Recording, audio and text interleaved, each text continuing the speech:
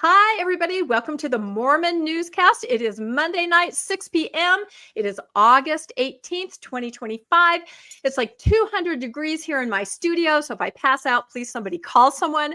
I am joined by my fantastic co-host, Bill Reel and Radio Free Mormon. How are you guys this evening? Excellent. Wonderful. I love it. Is it that hot in your studio? I am just dying. I don't know what's happening. Now we just got a nice air conditioning unit put in the wall of the studio, so I can make it subarctic in here if I want. Yeah, I need some kind of fan, like to blow my hair back, something like that.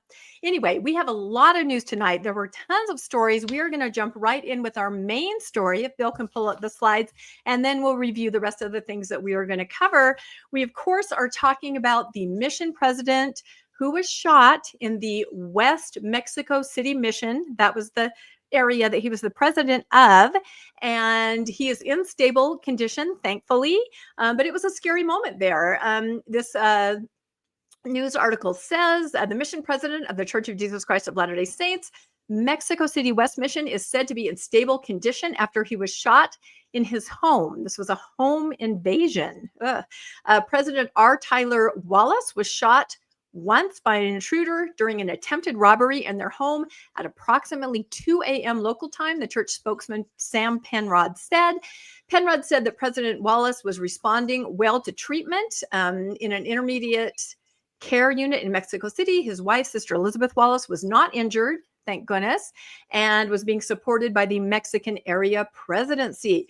The church is also cooperating with local authorities as they investigate the incident, and most importantly, all missionaries are safe, which I have seen some people say, well, I feel like the mission president probably is in a more secure and safe area. You know, the missionaries are kind of down there in the trenches, but right now, no danger, no harm to any missionaries there. And there have been a lot of posts on social media about this, you know, back and forth, people who are in the mission. In fact, KSL spoke with Emma Jones, who is a sister of a missionary, a sister like a biological sister, not a sister, to a elder who is serving there, Elder Joshua Jaggi. And she said she was able to get in contact with her brother. He basically told us it's a miracle, as traumatic as it was, being shot point blank with a gun by an intruder in your home and having it miss all of your vital organs. It's a blessing that he's alive, this elder said. And it's interesting because look at this. They had only been serving since July 1st. Like, this is just a month and a week or so into their mission. So kind of amazing this would happen right then. They are from Orlando, Florida. They went on to say to have something like this that's just so terrifying, but they're very strong people. They're a strong couple. That's something that Elder Jaggi has shared with us over and over, is that they're just resilient, happy people. They're motivated, and I think they're going to take this and just continue to move forward with Rebecca. faith. Yes. I know the couple on the left. Who's the couple on the right in this picture? I think that's the outgoing mission president. I think it was a picture off of Facebook. And his granddaughter, right? It was used in the Daily Mail. So no, I believe that's a couple there. So I don't know exactly who they are, but this picture was used in the Daily Mail, and I feel like it might be the outgoing president, possibly. I'm not sure, but it is interesting. They do say that Sister Wallace is a Provo native, and she's a certified life coach. I went to her page just because there's a live link to it in the article, and she helps people who have children with anxiety. So she seems like, she seems like an awesome person, and also perfect for a mission president's wife, who is usually the medical, expert there in the mission. And so if she's good at dealing with anxiety, I know a lot of missionaries have issues. So I think that's great. So any comments or thoughts about that when you guys the early reporting was he got shot twice? And you changed that. We had it in the title originally, and we changed it. Why was that? It came out initially, and it did say twice. I saw it several different places. I did too. And that's kind of happens. Sometimes news is filtering in, and you don't know. The details are kind of sketchy. The first I saw of this, it was on Facebook. Somebody related to them had posted, "We need prayers right now. He's been shot." It was like real time. And then as the news kind of solidified, then we learned that he was only shot once, and he was shot in the torso, and it apparently missed anything that could kill him. So really missed his vital organs, but you were saying it was lower on his torso. Yeah, it was kind of in the, I don't know exactly. I don't know about this guy, but I'm kind of vital organs all the way down on my torso. Well, that's probably just you. Some parts are more Maybe, important than others, huh? yeah, some Exactly. things are more vital than others. I'm sorry. Yes, Bill. I apologize. Exactly. to Any step on thoughts, your line. Bill, when you heard this story over the weekend? It was kind of the top story everywhere. Yes. Stuff happens, Uh-huh. and we're on this side of things on Mormonism, and we offer a lot of criticism. But the last thing I want to see is anybody get hurt, and Exactly. a lot of gratitude that he didn't get injured in any more serious of a manner, and that it Mhm. sounds like he'll make a full recovery and be able to return back to the mission field as a mission president. I think that it was probably closer to a grazing shot on the hip than it was to, right in the doctrine and covenants. Whew. Wow. It's a good thing you're not covering this story, RFM. Yes. I did wonder, however, if they would bring up the incident in Mozambique as they Right, covered this, because but this they gun never went off. What the did. heck's going on with guns nowadays? Yeah, They're not no, and supposed to go off. you hear about, elders, sisters, and I hate those kinds of stories because I've had kids on missions, and I know a lot of our viewers and our listeners have kids on missions right now. So I just hate it to think that any of them, from the president to the senior couple to any of the missionaries or sister missionaries, are in danger. That's just so disturbing. So we are very grateful that this mission president seems to be like he's going to be okay. One thing I did notice, and I just want to bring this up because I just thought it was interesting. So the church spokesman, Sam Penrod, he does a lot of speaking, especially while Aaron Sherinian was off the grid. Aaron's back now, but Sam Penrod, put out this huge statement from the church. The church officially put out a statement.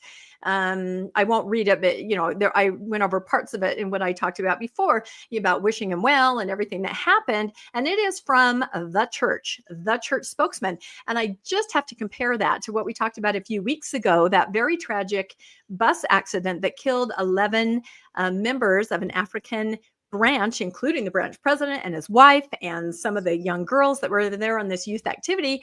And remember how I brought up the question? There was no statement of condolence from the church. There was a statement from the area presidency. You can see that there on the right, but there was nothing like this statement from Sam Penrod speaking from Salt Lake City, right? It says right on there.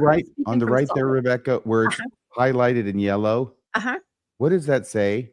It just says that this is from the African area presidency. Oh, So I see. that is the highest level statement that was made. There was also kind of a personal condolence post made by Elder Rasband that started out, "My wife and I are sorry Right. to hear this." So yes, there was some weighing in on it, but no, nothing like saying Sam Penrod from the church expresses condolence at this tragic accident. So I don't know. I just couldn't help comparing it to tragedies that happened close together. So I don't know. Any I don't comments or have thoughts? any answers for that either, but it's a great observation you Yeah. make.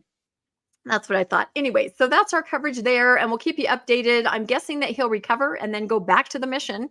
I haven't read that, but that's what I'm assuming. If it's not life-threatening, he'll be able to finish out his term there. So, all right, let's go through some of the things we're going to talk about. Like I said, there was a lot of news this week. We're going to talk about the Salt Lake Tribune finally covers the LDS tax evasion. This is RFM's story. Don't think that you're seeing a repeat. We did cover this, but now it's kind of getting traction in the media, and people are kind of looking at it with fresh eyes, or sometimes for the first time, like saying, "Have you seen this?" Yes, I know, you're right. And of course, it should be written covers alleged LDS tax evasion. Okay, we should say alleged. We should just add alleged to every single thing that we write. You're right. It's safer that way. We're going to cover new LDS Christian verbiage, and that's mine. We're going to cover LGBT ex-Mormons in abundance. That's going to be Is that like Vergabe? It could be. Vergabe? Vergabe? I don't know. Spell check didn't catch it. Verbs, language, lingo. We're also going to cover what I was trying to cover last week, but we ran out of time. The Psychedelic Church finally gets its day in court. Also, BYU athletics conflicts of interest. This is a really interesting article that just came out today. Bill's going to cover that. And faithful influencers are calling for flexible missions. Could this be true? I'm going to talk about that. And then a final story, all are welcome. So we're going to dive right in with, I believe, RFM. Your story is up first. Thank you very much, Rebecca. Well, the Salt Lake Tribune picked up on a story that they published over the weekend, and it's titled "Tax Evasion Appears Evident," that's in quotes. Watchdog group alleges the LDS Church may owe the IRS $90 million. Now, that watchdog group is the Widows Mite Report. So you may remember that this is actually the same story, which they're finally running with. It's about 2 months after we covered it. And I'm sure that they have lots of lawyers and things they have to pass things in front of before they publish something like this in order not to print anything that could be actionable if it were not correct. But I will say that we covered this on June 9th, 2025. So that's over 2 months ago. And we had Professor Spencer Anderson on the show. And I will tell you, I've read the article, and the article's good, but there's nothing that's in the article that we didn't cover in our show over 2 months ago, and a lot more. So wanted to bring that up. This is just a clip from the show when we had Spencer Anderson on. There he is on the top. And we were going through the, at that time, new Widows Mite report on this issue.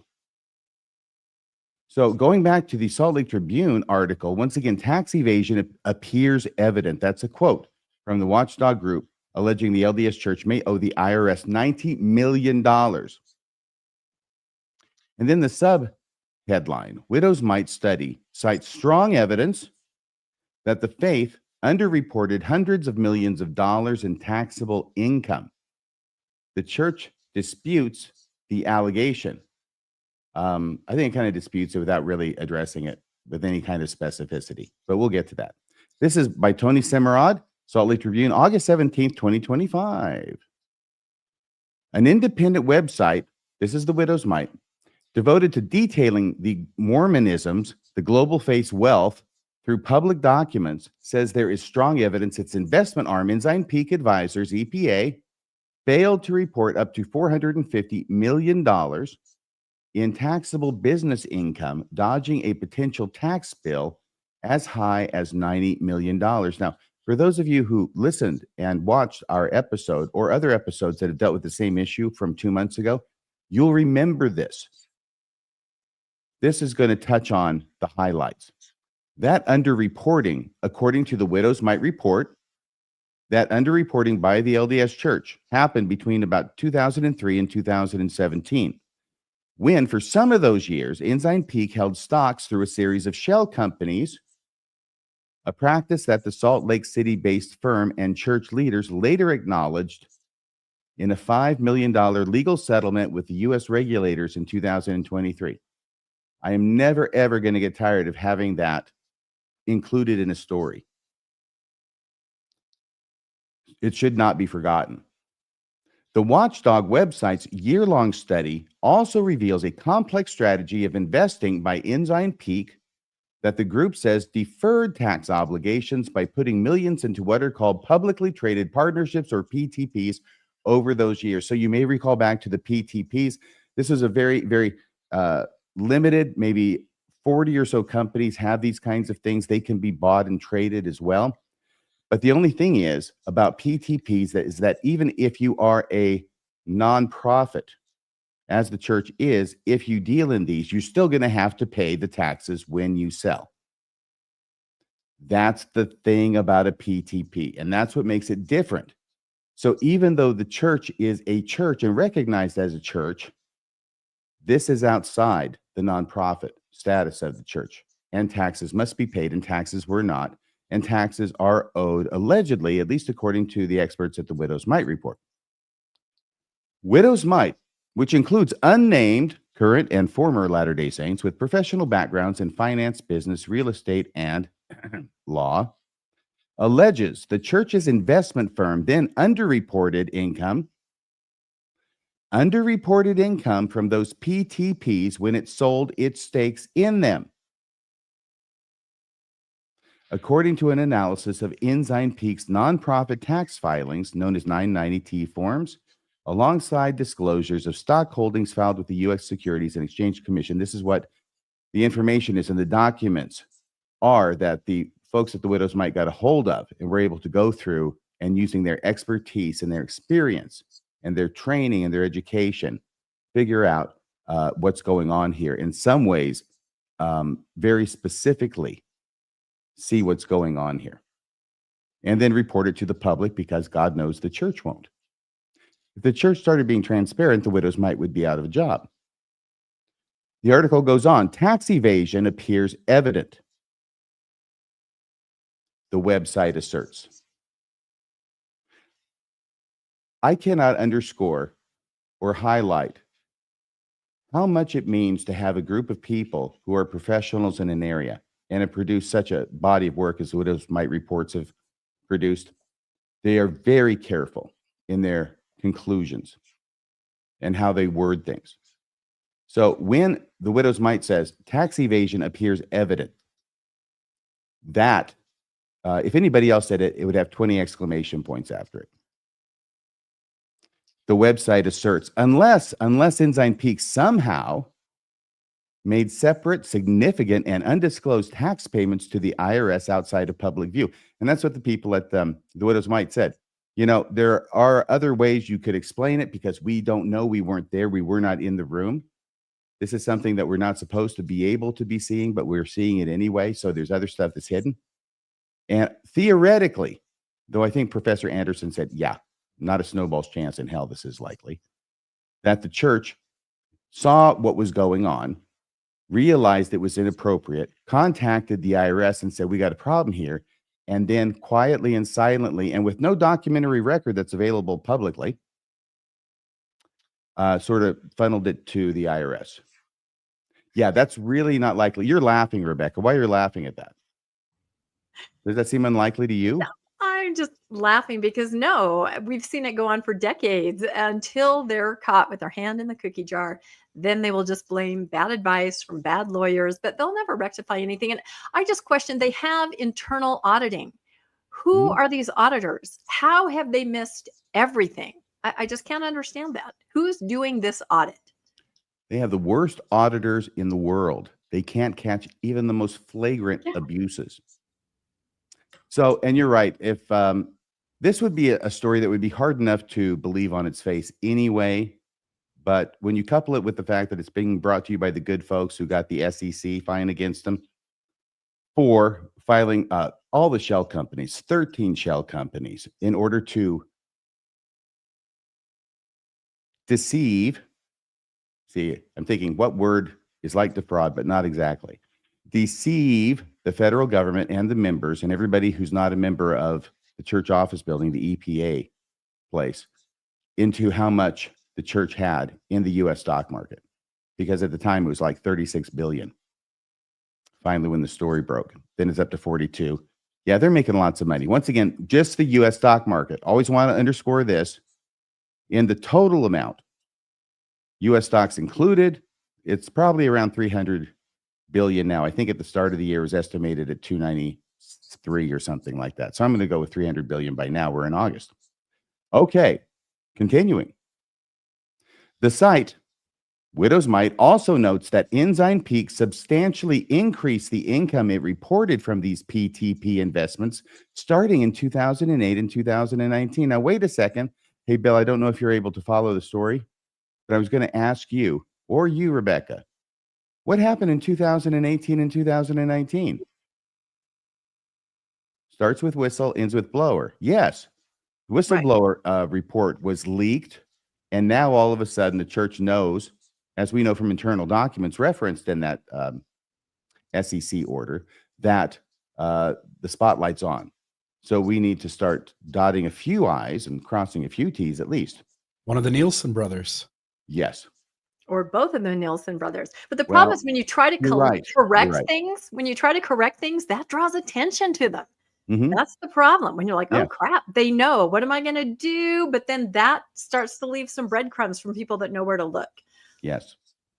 And that was in that time period. It says when key details on the overall size and nature of its portfolio began to leak out. David Nielsen.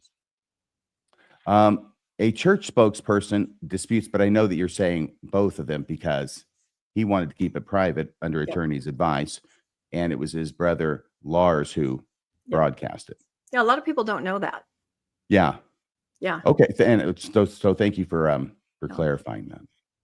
A church spokesperson, not Aaron Sherinian, who has now gone back into hiding after his brief appearance at the fair conference. It was like his Groundhog Day. A church spokesperson disputed allegations that Ensign Peak did not meet its income tax obligations in past years, saying such accusations are wrong and the result of incomplete information and speculative analysis. So that's just a blanket denial. There's nothing specific about it.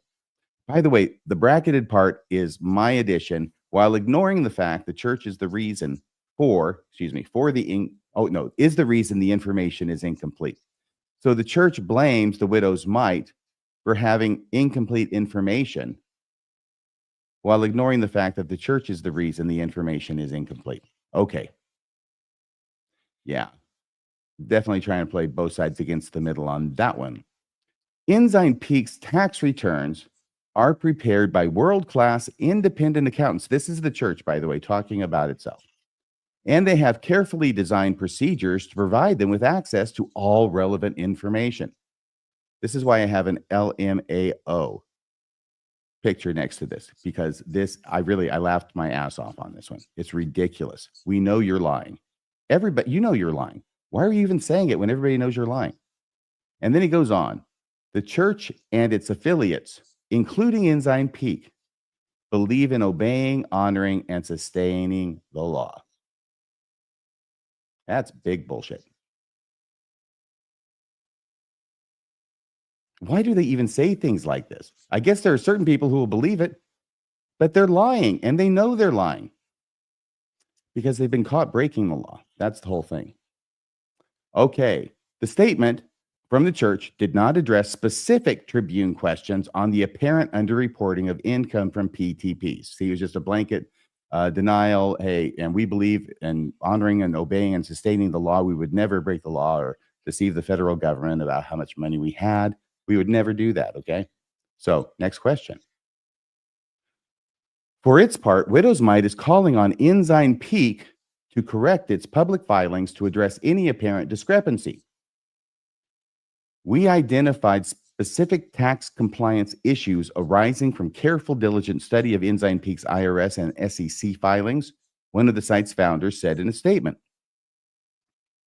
I'm going to have to be able to... Can you take that down there? Thanks. Sorry about that, Rafa. It's okay. Given the long history of selective legal compliance at Ensign Peak, the public is entitled to equally specific answers. Yeah, tell us specifically. Ensign Peak, tell us specifically, church. What is going on, and did you pay those taxes in some other way, which is the only way that you could get out of this? And of course they didn't. If they had, they would be saying it. To state the obvious. The Widow's Mite authors have operated anonymously in the past, but for this latest tax study, the group enlisted Spencer Anderson, assistant professor of financial accounting at Indiana University's Kelley School of Business, to audit its methods and findings and act as a spokesperson. Anderson, who is also a Latter-day Saint, called the methods for financial analysis and modeling used by Widow's Mite to arrive at its latest findings the gold standard. Oh, those eyes. People might ask, how could a church engage in tax evasion in the first place, Anderson said, given that faiths are generally tax exempt? The fact is, he goes on, there are taxes that the church does have to pay, particularly with some of its operating non-passive income. And in this case, Anderson said, it looks very consistent with tax evasion based on my own review of the data. And in this case, Anderson said, it looks very consistent with tax evasion based on my own review of the data. PTP investments provide leeway on how taxes on the income they generate can be deferred until they are sold. That's when you got to pay. At key points leading up to 2017, the Widow's Mite study shows that up to 5% of Ensign Peak's multi-billions in investments were held in over 30 of these specialized partnerships, the PTPs, which are typically offered by oil and gas and real estate companies. What are PTPs? Let's go over it briefly again. This is also part of the news article, a helpful section. Publicly traded partnerships, or PTPs, are lesser known securities traded on some financial markets, where the ownership interests of business partners typically in energy and natural resources sectors, are themselves bought and sold on stock exchanges. PTPs offer special tax features and are relatively uncommon, with an estimated 40 or so currently offered on U.S. markets. And the church had 30, by the way. Also, sometimes known as master limited partnerships, these investment groups or investments generate unrelated business taxable income for those holding them, even for investors operating as nonprofits that are otherwise exempt from taxes. As early as 2010, the website says Ensign Peak had amassed one of the largest PTP portfolios in the world, held through shell companies it had created, as the church would later acknowledge in the SEC settlement, held through shell companies it had created to obscure the size and scope of its investments, as the federal agency stated. The church and Ensign Peak acknowledged to the SEC in 2023 that they had created 13 limited liability shell companies. These are the dummy companies. Before 2018, shielding ownership in a portfolio that topped $30 billion in value over that time. Ensign Peak paid $4 million and the church $1 million in SEC penalties based on those reporting violations. But to make it clear, if it isn't already, that was for violations vis-a-vis the Securities and Exchange Commission, which are completely separate and apart from any violations that may have been made against the Internal Revenue Service. The Widow's Mite estimates the church's cumulative underreporting of taxable income from PTPs in the $200 million to $450 million range, representing a potential federal tax tab of between 40 million if it were 200 million, right? And 90 million if it were 450 million. So that's what they're talking about here, between 40 and 90 million dollars. Anderson noted that this is Spencer, noted that the alleged underreporting of PTP income occurred at the same time the church was already going to great lengths to hide some of its other holdings from the SEC, from the public and the church's membership, and was willfully breaking SEC reporting laws in the process. And so, to keep that charade up, Anderson said, the church may have faced a decision where it needed to lie to the IRS as well. And this is that old saying about tangled webs. If you lie to one person, you may have to lie over here to cover the lie said to this person over here. And the question we have right now is if the web is done being untangled or if there's more to go. So this is, I had contacted Spencer Anderson yesterday to see if by chance he could be available on tonight's show. No, he's otherwise engaged. And, but he did send me some comments that he wanted to make about the article, okay? And, hey, Bill, would you like to read the slide? This is Spencer to me. This is 12:16 today. Hey, RFM. Don't need to quote me word for word, but here are 3 items worth noting. Number 1, major kudos to the Salt Lake Tribune for digging deep, talking to multiple parties, and taking a complex topic and breaking it down. They set a good template for other outlets to pick up on this story. I think the media is trying to be really careful because it's such a complex topic and the opinions of the report are not those of an authoritative body like the IRS. That doesn't mean that this shouldn't receive lots of attention or that the report's findings shouldn't be taken seriously. Number 2. Hey, Rebecca. Oh, I was going to bring Rebecca in. Go ahead. Can you read this? Is it too small for you? There's some glasses on your head, if that would help.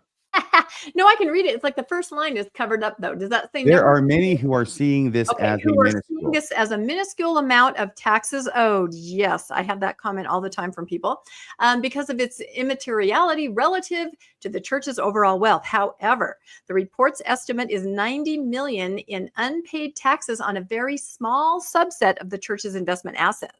The church owns much more in investment assets that still produce taxable income, like private partnerships, and we have no way of knowing the church's behavior in that area. Where there's smoke, there's fire. That's what I'm saying. There are also other forms of taxes the church occasionally has to pay, like property taxes at times, and in different countries where the church's tax strategy could have resulted in tax evasion. I'm thinking Australia. We aren't saying that the church only owed 90 million in taxes that it appears to have not paid. We're saying that at least this much appears to have been evaded based on the small subset of investments we can see. Very good. Thank you. And by the way, I want to go back and just highlight that amount, okay? Right here. What they were able to see on this very, very small, uncommon type of security, the PTPs, they saw that the church, even though the church had a massive amount compared to how many there are, which aren't many, had $200 to $450 million that they made on these securities, these PTPs, that the allegation is they did not pay any taxes on to the government. There's no indication that those taxes were paid. And if it's 200 million to 450 million, obviously that's not really a patch on 300 billion, although 450 is almost half a billion. We are talking about not 450 billion compared to the whole thing. We're talking about this is the value of these stocks. This is all that they can see. This is all that they can test because of the church's famous lack of transparency. Okay, I think I beat that horse enough. Bill, could you read number 3? Number 3, there is a question about how much the church legally has to pay, and there is a question that the report doesn't address about how much a religion should have to pay when it is investing in for-profit endeavors. Take last year, when the church earned approximately $23.5 billion, that's with a B, in investment profits in the year 2024. That year alone, we're talking about approximately $4.5 billion in taxes that the church, simply by virtue of being a religion, per the IRS, didn't have to pay. $4.5 billion again with a B. If you or I or some for-profit company did the exact same thing, we'd be looking at over $4 billion in federal income taxes accrued. It's what we have to do when we make $2,300 instead of $23 billion. Instead of the church legally pays almost nothing. So number 3, Spencer, takes it into a policy question. Any comments before I continue? Rebecca? And I just saw an article this week about investments in an AI company, bumped that number up another couple billion. Like, they are doing incredibly well in a lot of arenas. But it's interesting because a lot of faithful people are saying exactly what you said before. That's a drop in the bucket. And how can these guys know when they can't get all the documents? Well, those two things actually turn it right back on yourself. Are you not concerned about the transparency of your organization? Do you not know that other churches are pretty transparent? You know, they really try hard to do that. So I don't know why those two things are used as a defense, because to me, they're very damning. Thank you very much, Rebecca. Coming around the clubhouse turn, there is a quote or a series of quotes in this article by this guy. This guy is Aaron Miller. He's a teaching professor of business ethics, believe it or not, and nonprofit management at BYU. And he has sort of put himself forward as the church's apologist on this issue about the SEC and now about the IRS. And we did a discussion about a presentation he had made, which was so overly apologetic that it had all these holes in it. And once again, Professor Spencer Anderson came on the show to help us with that. That was March 27th of last year, 2024, when we did that. But I wanted to put his face up there and let you know about the history with him before I put up his quotes. Now, this is part of the article, not speaking on behalf of BYU or the church. Some schmo, Aaron Miller, says, Oh, no, he's a teaching professor, though, of business ethics and nonprofit management. But he wants to make it really clear he's not speaking for BYU or the church. He said that the widow's mite did not give adequate weight to that extremely likely possibility that Ensign Peak voluntarily disclosed and corrected its errors. That's the one about how they told him and then they gave him all the money that they owed him. They just did it in a way that didn't leave any kind of a trace. So Aaron Miller thinks that that's much more likely than the widow's mite thinks it is. So Aaron Miller says, in a voluntary disclosure, as if the church had made this disclosure to the IRS, it's by default a private action where the taxpayer says, whoa, hold on. We realize we should have paid taxes here. We're coming to you, IRS, and we're saying, here's what we actually owe. Okay, now, Aaron, I am not affiliated with the BYU Marriott School of Business, okay? I went into law, not into business. So I'm not one that I should take lightly disagreeing with you. But I think you're trying to focus on it's a private action between the two. But I can't imagine that means that the LDS Church or a representative in a trench coat is going out on a bridge on a foggy night at midnight and meeting a representative from the IRS with a bag of cash to give to him. There's got to be a paper trail on this. You know that. There's got to be, obviously, a substantial paper trail, I would think, for a substantial amount of money. So I get a feeling that you're kind of trying to get me to look over here when actually the issue's over here.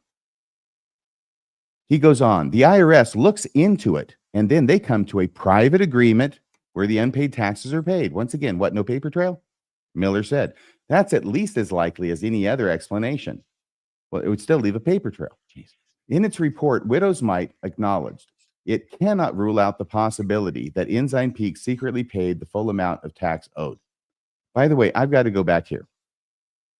When he says the IRS looks into it and then they come to a private agreement where the unpaid taxes are paid and there's just no evidence of it,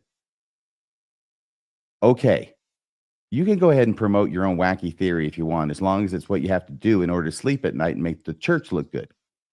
But when he says that's at least as likely as any other explanation, no, it is nowhere near as likely as any other explanation. The most likely explanation is what Professor Anderson and the Widow's Mite report concluded, is that it looks like fraud. It looks like fraud. That's the most likely explanation.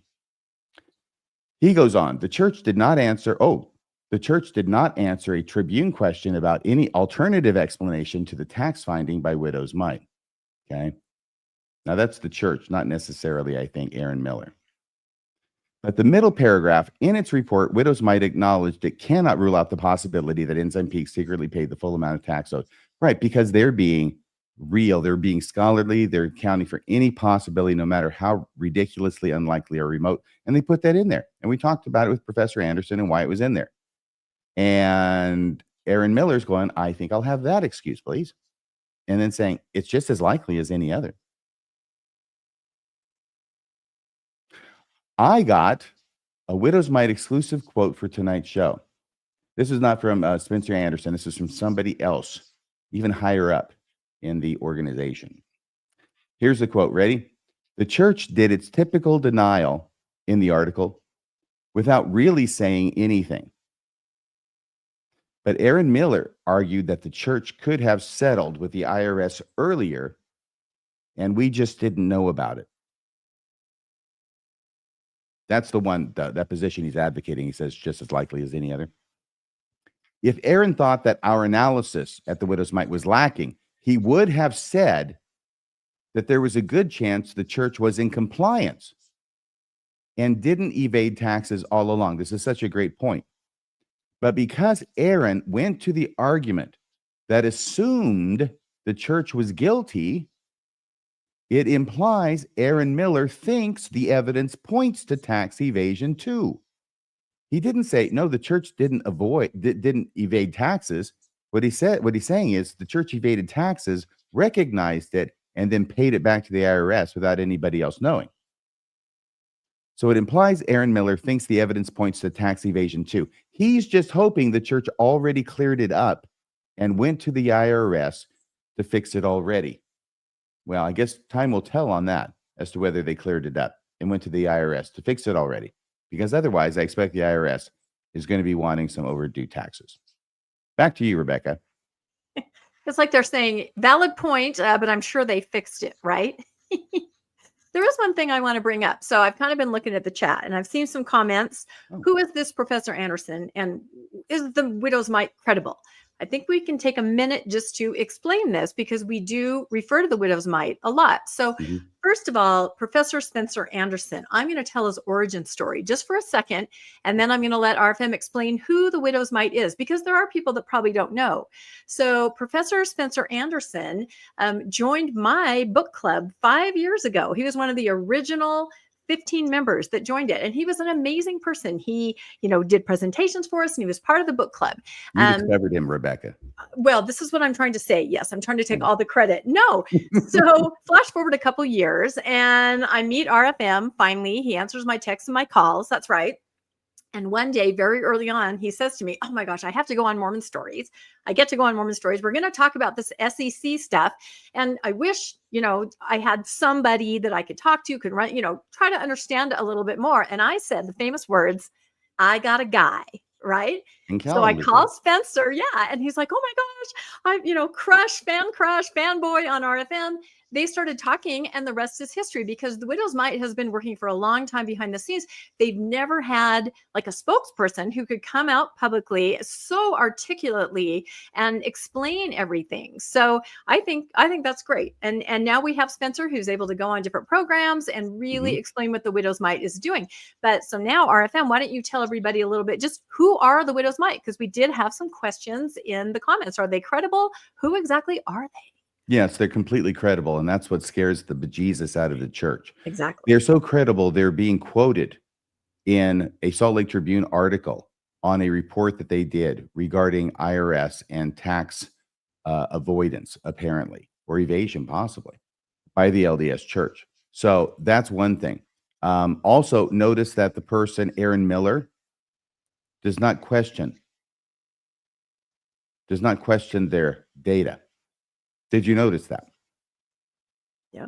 He says, I like this excuse. I want this excuse, which is an excuse, by the way, which was provided by the people at the widow's mite. So he's swimming in their pond. And the church spokesperson, was it Sam Penrod? I just know it wasn't Aaron Sherinian. Didn't say anything about that either. These guys and gals are a known force, and they are financiers, accountants, professors, lawyers, all sorts of different people. And some faithful. Did you describe that to me before, that some are faithful LD? I mean, it's a mix of different kinds of people, right? I don't know. Okay, you're not sure. I don't know. And that's only you had because told me that I know a couple of people who are in it. And, Spencer Anderson's one. And I can say that because he's out. He's going to be the spokesperson for this story. And he has been, as we know, for a long time, at least, a couple of years or so. He's been a spokesperson here for the widow's mite, but now he is in the Salt Lake Tribune. Yeah. The stuff here is real. It's valid. It's good. And the main thing that anybody on the widow's mite report would say is go to the widow's mite report. They've got all their reports on their website. They give all of their footnotes, all of their sources, and you can go ahead and you can look at it and make your own decision.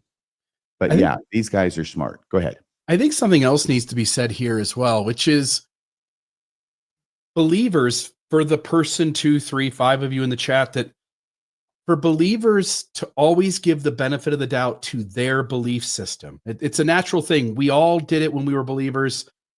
If you're a believer today, you do it.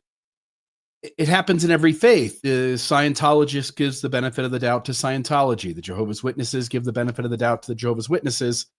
But it's a strange thing to do when there is a long, storied history of LDS leaders being dishonest. So this was an article that I put together years ago, The Mormon Truth Crisis, and I still add things to it from time to time when something comes up, examining the deception and obfuscation within Mormonism. And it lists every time the church has been deceptive or dishonest, and it gives source material. And so I'll just kind of scan through. You can see that's going fast. 13, 14. There's 30, 38, 48.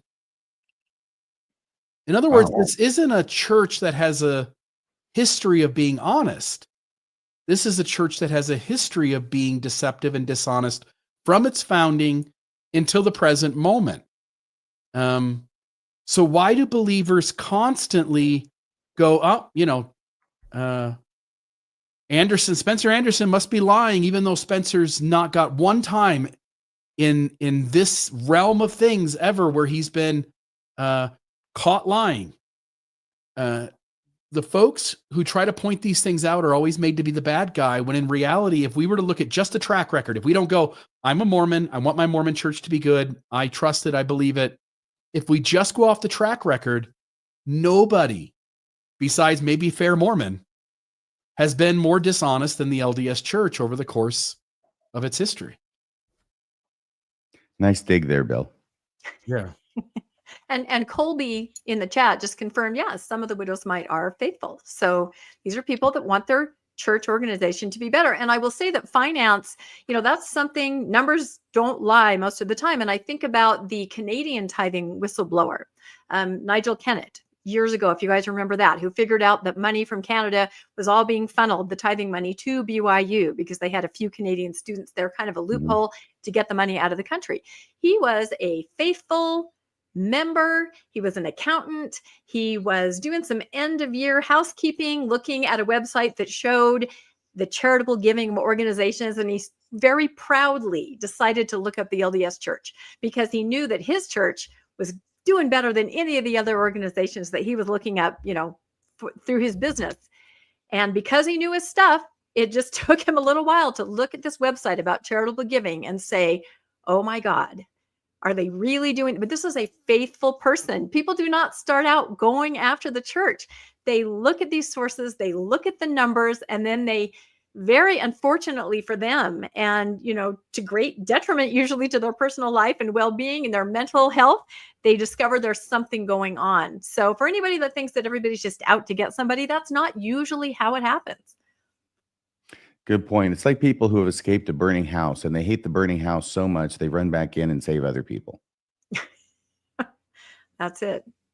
Well, this is a great story. And again, I don't know why a lot of people didn't catch it 2 months ago. And now it seems to be everywhere. I see the headline all over the place. So we'll see what else comes out about it. Interesting. All right, let's move on. If we don't have anything else to say about this, excellent coverage, RFM. It's a hard concept to understand, but I think you did a good job of helping us lay people, right, get the idea. So speaking of the church, here we go. There is a new resource and help for the saints. I think that's interesting. They use the word saints there in the title on the church website.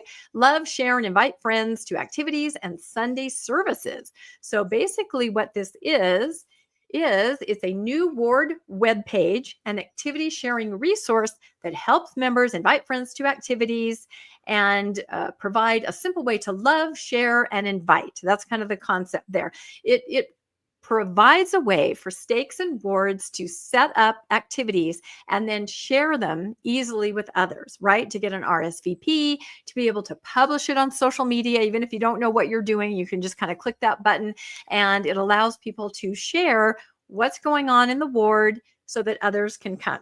So using the church calendar, ward leaders can create, publish activities on their new public-facing ward webpage. So again, get it out there, right? Use social media. This is the huge push, not just for the LDS Church, for other churches too. This allows ward members to easily share and invite friends to join, people who are searching online. Now these activities are searchable, right? Is your ward having an Easter egg hunt? Used to just kind of be a flyer that you stuck on the door. Now somebody can find it by searching because it's very public facing. Local activities can find them and they can RSVP. So you're going to know, oh my gosh, we have 15 neighbors that are coming to this. Get the missionaries, right? So this is kind of how it works. So many wards use the social media page for event awareness, and now they can include the links to their published activities. So it's very interactive. You can find out who's coming, you can share it, and you can pass it along to get more people in the know about what's happening. Rebecca, can I ask your opinion about something? Sure. Having been a member of the LDS Church for going on 50 years now, yes, and being active for the majority 60 years. of that. Thank you. You're kind, but yeah, 60 years next month. Go ahead. Oh, so you just went up to me to your detriment? Yeah, I did. I just said I've been a member of the church for 6 decades. Yeah. All I know is that in my entire time and having to do with any social gatherings or parties or whatever, it has occurred to me that it doesn't appear that Mormons understand what the letters RSVP mean. Yeah. Have No. you had any success with that? With Well, Mormons? yeah, well, I think that they tend to be really optimistic. When I used to help plan activities and we'd take flyers around and people would go, yeah, sure, we'll be there. Yeah. And we'd go, they're going to be there. So there is that sense that you might not understand. People are just being polite, but we'll see. So if you look at this picture here, and this is a video that they put out with this new introduction of this tool. So there's a family in the neighborhood just scrolling around going, what do you want to do this Saturday? I don't know. What do you want to do? And the wife says, oh my gosh, I see an Easter egg hunt. There it is. It says it's at a local building right near us. Should we go? Yes. Let's push RSVP. And there they are, because they push that button. The ward knows they're coming. Look at that incredible activity. It looks like that ward might have some kind of a budget, unless people paid for it by themselves. It's the We'll PR talk budget, I about think. later. Yeah. And there's someone there to greet them, and they're there in the cultural hall for the activity. So that's kind of the concept. You can find the activity now on social media, right? So here's another thing that you can do.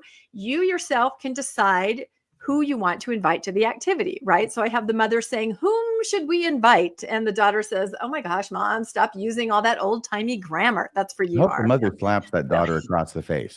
I hope she did too. I added those, but this is off the church video. So the mother says, look, we're having this decorating cookies for the old folks home.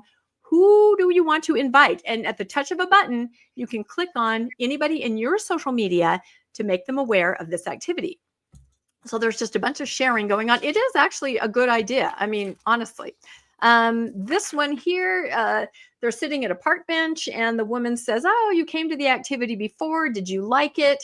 The woman says, we loved it. Would you like to come to another one? We'd love to see you there. And then she's able to pull it up on her phone. Look, here it is. Here are the details. I'm going to share this with you. Hit that RSVP button so we know how many brownies to make, right? So it is kind of a good idea. Here's where it gets really interesting to me, though. This is the part that just got me. It says ward social activities. They knit us together with even greater belonging and unity. Yes, yes, yes, all of that. Then they say, let's describe these activities, because you're going to put it all over social media, in ways that a friend audience. Okay. So friend is a new word for investigator, right? So a friend, somebody who's not LDS, is no longer a non-member. They're a friend. They're just not a member yet, right? So let's use some terms that a friend audience and anybody unfamiliar with church terminology will understand. For example, instead of using the word sacrament meeting, event creators could say Sunday worship service, right? That sounds pretty nice, pretty innocuous, pretty general. Use descriptions like women's group and children's group instead of Relief Society and primary. And somebody pointed out, I did a couple of shorts on this, that, that helps SEO too. Nobody's going to look up sacrament meeting near me if they're a friend, a friend investigator type of person. They're going to look up worship service. So again, I see the church kind of leaving behind the stuff that makes us a little unique and weird and moving forward into mainstream Christianity. Although I do remember, and maybe you guys do too, a lot of talks about sacrament meeting. The reason it's called that is the sacrament is the focus. So doing away with that, calling it Sunday worship service, I don't know if there's a shift in focus. What do you think about this new terminology, either of you? What I'll say is that, and I pointed this out lots of times, that high demand fundamentalist religions change their vocabulary all the time. And I can think of at least 5 reasons why they would do it. One, it does control thought, changing free agency to moral agency, home teaching, ministering, language. It shapes thought. When leadership changes a term, they can subtly reframe how members interpret the idea. The second one I can think of is brand refreshing and image management. The third one is boundary maintenance.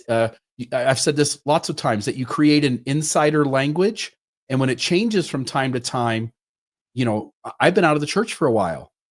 I'm more prone to use the older language rather than the new terms that things have been changed to.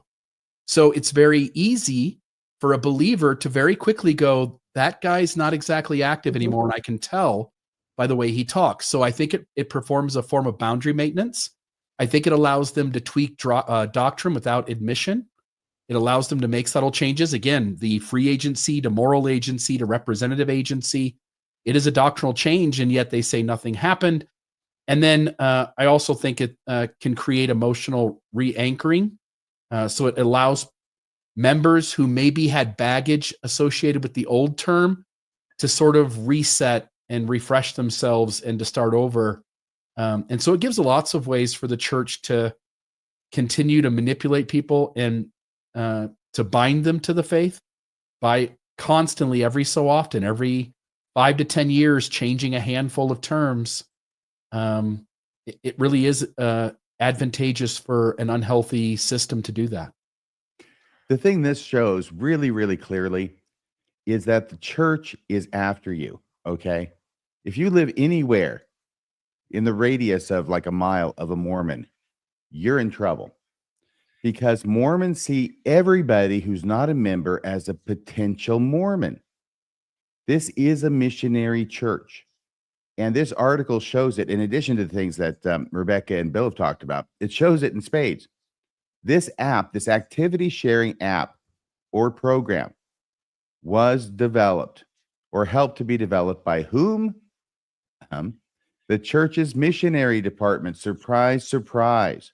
This is all about getting people into the church, getting them taught the discussions by the missionaries, getting them baptized, and hopefully getting them paying tithing and going to the temple. So, and serving missions until they die. This is what this is about. So if you doubt the ardor with which I have described Mormons as missionaries, you need look no further for proof than this article.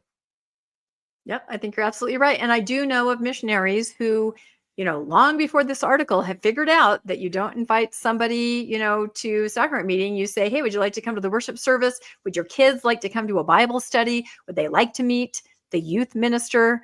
So, and I totally agree with you, Bill. It's a way to kind of shut people down. Think about the word Mormon. Anytime we use the word Mormon, half the time we're shut down by people, right? They won't even listen past that word, and it sets you apart. So somebody said, I put out this post here. I wanted to get some people thinking about what are some other things. I got just the craziest, funniest things said back.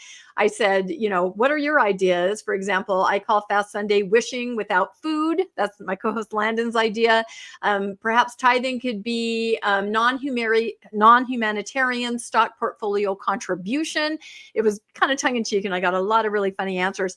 Somebody said in 2020, they unleashed global faith leader, right? Let's just call our prophet a global faith leader. There it is, right? And this person has actually also heard Ward Council referred to as senior ministry team. Okay. Primary youth ministry. I've heard missionaries that use that. Mutual, or young men, young women, is teen ministry. Relief Society, women's ministry. I like this one. The High Council is the regional ministry team. The regional ministry team excommunicated me. Gosh, right? It sounds a little more important, right? State they withheld my presidency. membership. That's right. Stake presidency, the regional senior ministry team.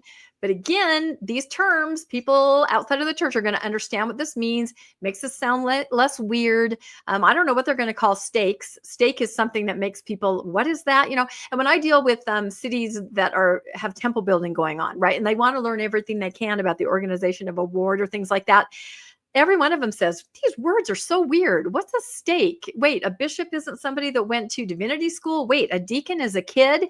An elder? An elder is nobody. Yeah, there's a lot to surmount when it comes to the word. Exactly. So anyway, it's interesting that they're doing this now.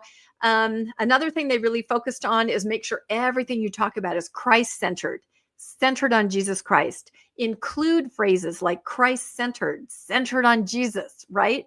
We're not going to talk about, well, what am I? Chopped liver, right? We're going to say we're Christian. We're going to talk about Jesus. Yeah. Are you raising your hand, RFM? Yeah. And that's the other thing. Not only are they Mormons mercenary when it comes to missionary activity, they are also showing their hand that they want the members to portray them in a certain way. You see, I mean, it's one thing to be missionary minded. It's another thing to do it coupled with overt deception. Or is it direction? I think it's kind of deception. What do you think, Rebecca? I just think it's a whole new way of presenting yourself. I was talking to somebody about temple open houses. I've been to a couple in the last couple months, and all the paintings in the temple are Christ-centered, Christian, biblical scenes. I saw one painting from the Book of Mormon in a baptistry, Waters of Mormon. And I don't know if they take them down later and put up more Book of Mormon-centric paintings, but for the open house, it really is all very Christian, very familiar. Everything is out of the Bible. So, And they have to put Jesus all over the inside of the walls of the temple because he's Yep. nowhere in the ceremonies. well, Which that is may a be strange changing. thing. And most people think, of course he is. And then they think about it. If they've been to the temple and they go, well, wait a second. Yeah, There's that Jehovah character who walks around and I say, yeah, that's not even the same guy as Jesus back when this was created. this is But true. we're And talking about Jesus, like the guy, the atonement, right? yeah. No, well, they did add him a little more to the film strip, beep, the slideshow. As I understand it, there are some big changes in the works when it comes Well, to that. Putting a little let more me know when he Jesus gets some in the lines, okay? Yeah. It's true. All right. And then, of course, the main point is that after all the planning and the promotion of the events, the final step is for the ward members to be friendly and to welcome all who attend activities, right? When you attend ward activities, look for people you don't know, say hello, welcome them, take time to get to know them, make sure they know what's happening and how to participate. So they're definitely encouraging everybody to be really friendly to everybody that shows up. So this is It's a great. bad sign when you have to encourage your members to do that. And there's a Well, and reason they kinda have to encourage them. And you know what it is as well as I yeah, do. it can be awkward. I remember probably like 10 years ago, there was some kind of talk about put a smile on your face. Say, would you like to attend a barbecue? I mean, it's literally the most awkward thing, trying to teach them how to be natural. So some of the activities here are, this is Sunday worship. They kind of give an example. Here's a hike. And this I thought might be confusing to people for young women, 11 turning 12 to 18. And so I'm 11 turning 12. Like, what else would you be? I mean, of course they mean, within that year, but to somebody just seeing that on a page scrolling through, they'd go, well, what does that mean? 11 turning 12. Like there's It also any has to other do with option. graduating primary, doesn't it? Well, it means as on January 1st, if you were turning 12 in that Right. next year, you can attend. But a normal person would go, what else would you turn after you turn 11? You attend So young women? they're still a little LDS centric. Here's a list of activities. You can see there all kinds of things. I wondered if they might include their 7 tips for overcoming pornography use program. There's all kinds of those programs. I haven't seen those yet on the online, but maybe they'll start putting those on there. All kinds of different offerings. And then, of course, I have to bring up the point. What activity? What do you mean an activity? I mean, I know that their activities are, they're kind of going by the side of the road, right? They just don't exist anymore They the way they are. used And to. what's going on, Rebecca? Well, I just I'm want to telling say you. one thing. When I was a teenager and I went to the dances before I got baptized, Yep. so like from 76 on till I left on my mission, the Mormon church ruled on the It dances. ruled. Yep. I will tell you what's going on. And that was actually one of the things in the video. A girl runs up to her friend. She's like, oh my gosh, we're having a dance this week. Look, and so is going to DJ. And the girls are like, is that at your church? She's like, yeah. And they're like, I want to RSVP. It was right in the video. And I'm thinking, okay, I know something about this because my husband and I used to DJ the youth activities for probably 10 years. And we saw it slowly slide into nothingness. And what really killed it in my stake? Same-sex dancing. The kids wanted to do it. We had to make announcements all the time. They made us do it. Boys have to dance with girls. Girls have to dance with boys. And even girls in a group couldn't dance together. And so finally it devolved into a carnival with ping pong, stuff like that the kids didn't want to go to. So I don't know if they're doing dances. I think this idea of activities, I don't know, they're a little ambitious because there is no activity director anymore. The various auxiliaries are the ones that create the activities. Will this put more pressure on wards to have activities? And the big problem is, show me the money. Does this mean the ward budgets are going to be increased in order to have these amazing activities that you're going to put out on social media? I don't know if That's they're going to unlikely, do I that. think. I don't think that's so going to happen. too. So again, incredible pressure, right? We want to get the neighbors here. We got to have an activity. everybody get together. It's just a lot. I don't think they're set up anymore to do that like they used to be. So that is the end of my story. Any comments on changing the words that we use and really putting an emphasis on activities that everybody in the community would want to attend? When where's the budget? That's what I say. And where are the people to plan it? No, it's true. Yes. I cannot make bricks without straw. That's right.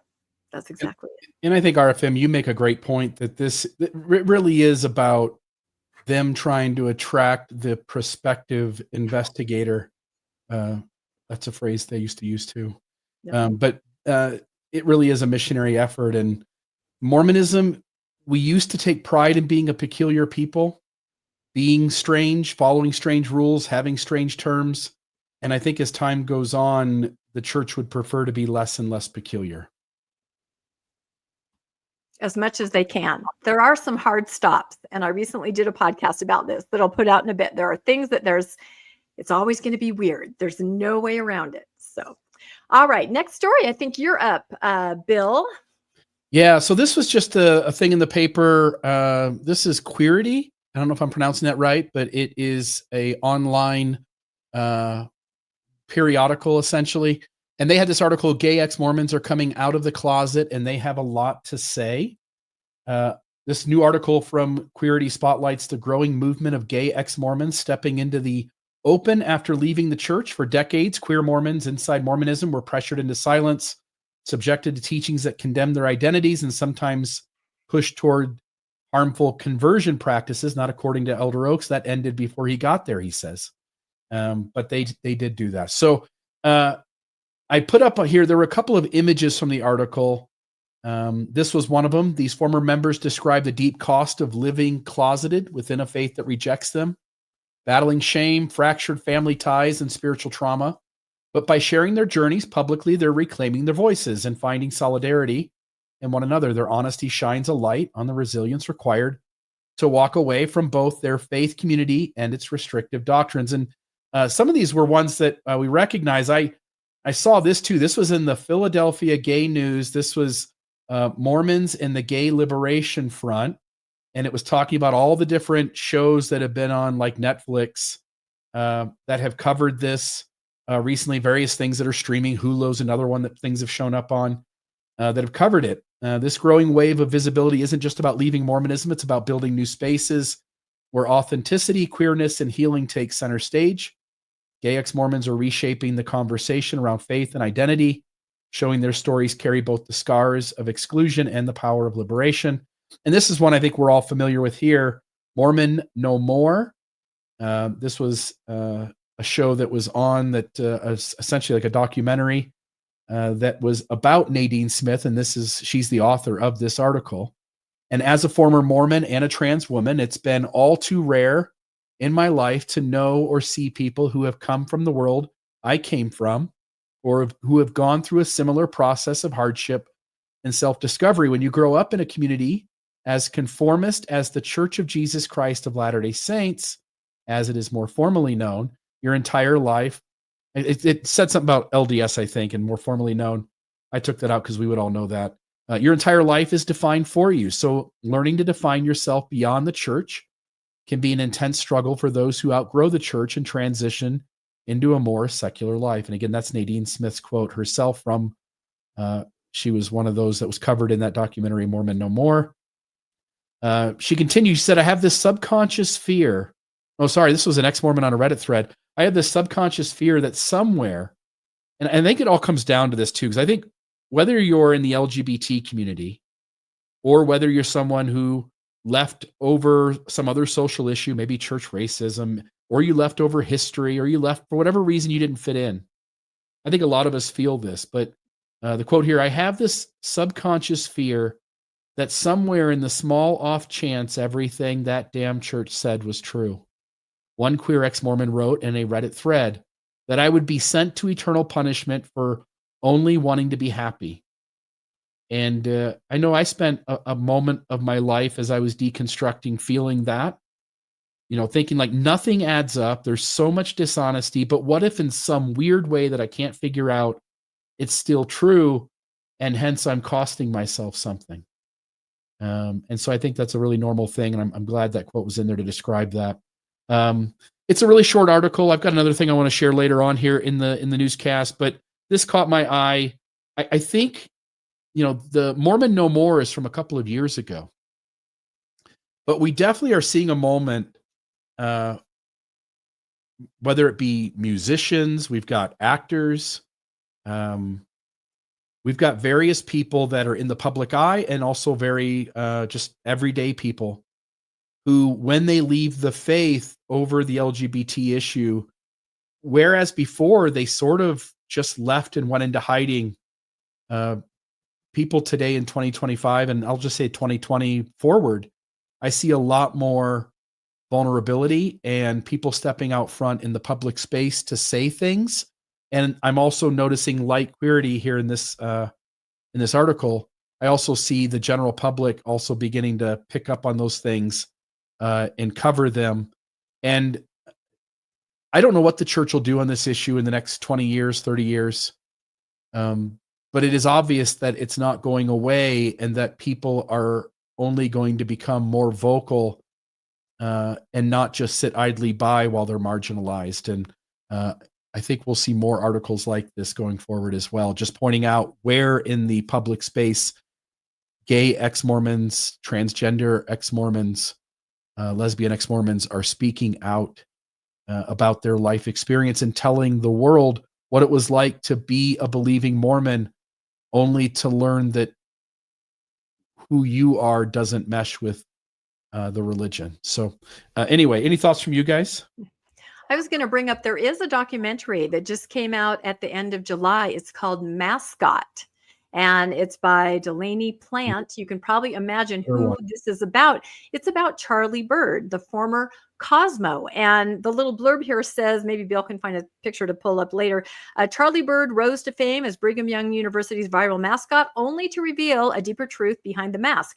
Navigating life as an openly gay member of the Church of Jesus Christ of Latter-day Saints, a church that both celebrates and excludes him. And I think that inconsistency is something that is disturbing, confusing.